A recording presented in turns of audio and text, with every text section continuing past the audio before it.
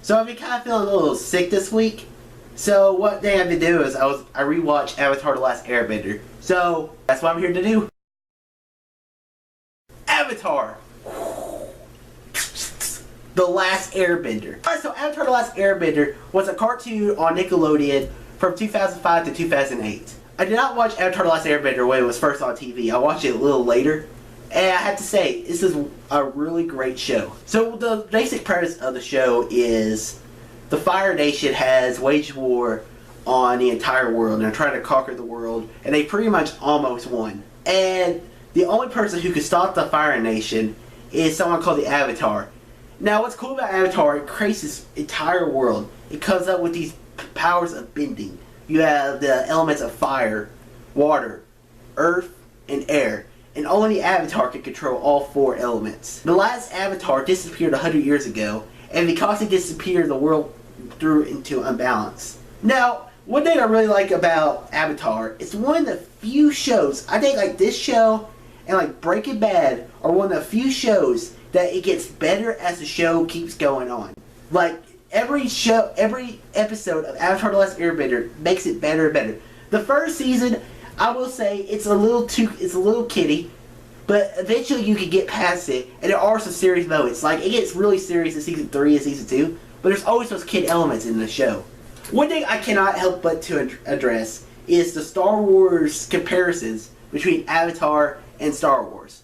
So, here, I made a list of all the Star Wars things I saw in this show. First off, you can pretty much say that Zuko is kind of like an Anakin Skywalker versus a Darth Vader element to him. He has good, he's bad. He's like, some days he's good, sometimes he's bad. He flips and chooses what way he goes. Also, you could say General Iroh. I really like Iroh in the show, but you could also say he's like an Obi-Wan Kenobi type character in the show as well.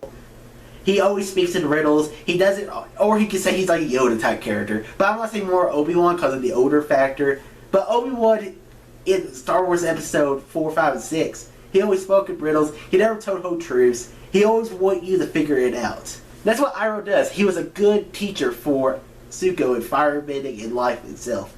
Also, you can say Admiral Zhao. Admiral Zhao was really the main villain of Book 1. Zuko was also the villain in Book 1, because Zuko's not really a villain in Book 2 until the end.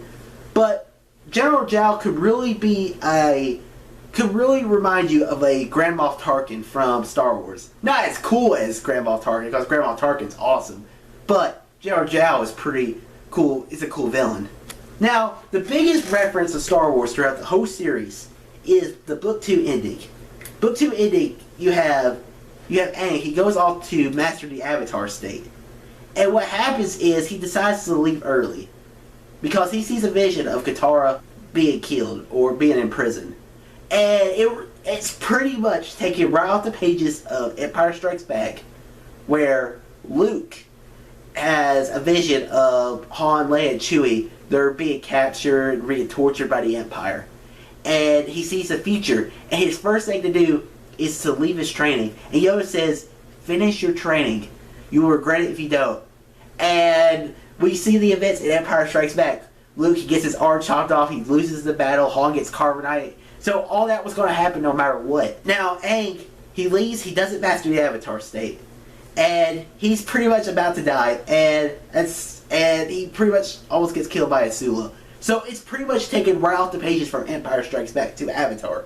Which is pretty cool, because Empire Strikes Back is my favorite movie of all time. That's really all the other Star Wars references. There's also the reference, like, it really is Star Wars because it's a good versus evil story. And that's what Avatar: The Last Airbender is. The sequel show, Legend of Korra, that's one thing I liked about the Legend of Korra. It wasn't always good versus evil. So that's what was cool about it. But in Avatar: The Last Airbender, good versus evil. And that's a cool story to tell. It's a classic story. You can't really do it wrong. One cool thing is Fire Lord Osai is actually voiced by Mark Hamill. Mark Hamill played Luke Skywalker. He voices the Joker. And when I was watching this time, because before I didn't know he voiced the Fire Lord Osai, you could tell the Joker voice in him, and it was pretty cool to see. Now the relationship, like the characters in this show, Aang is a cool character, Katara is a cool character, Tom is like a freaking little blind badass, and then you also have Sokka, who's the comedic relief of the show. And and the characters, they have such a good chemistry. Avatar The Last Airbender is one of those great shows that was on Nickelodeon that it really was, I think it's one of the greatest shows of all time, one of the greatest animations of all time. The world they created was so cool. Now there are comics that do like after the events of the show, and I've read a few of them and they're interesting. So if you want to know more about Avatar, check out those comics. But in the end, Avatar The Last Airbender is one of the best shows ever made. It's a really cool good versus evil story. It has its kiddie elements, but it's good for kids and it's good for adults, and that's always the best kind of cartoons. So I'm going to give Avatar The Last Airbender an A+. Have you seen Avatar The Last Airbender? What are your thoughts? Also, tell me below, if you could only have one element to bend, what would you do? For me personally, I would probably choose air. So guys, if you like this video, click that like button. Subscribe to see more and share this video to your friends. Tell them about Easy Nation.